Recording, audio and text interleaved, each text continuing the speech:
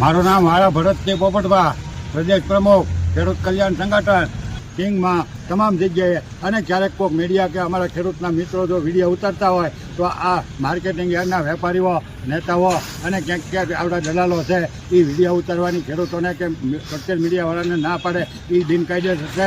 અમારી એને ખુલ્લી જ ચેતવણી છે કે હવે પછી જો કોઈને ના પાડશો તો માર્કેટિંગ યાર્ડમાં જોયા જેટલી થશે. પણ મહુવા માર્કેટિંગ યાર્ડના ખાસ કરીને બહુ સમજવા જેવી વાત છે કે ડુંગળી, કપા, સિંગ વગેરે જે ચીજ છે એ સૌરાષ્ટ્રના લેવલ પ્રમાણે, ઉપરના લેવલ પ્રમાણે મહુવા માર્કેટિંગ યાર્ડની અંદર દરેકની અંદર 100 થી 200 રૂપિયાની ક્યાંક 50 થી લઈને 200 રૂપિયા સુધીમાં ખેડૂતોનો ભાવ દબાવી રાખે.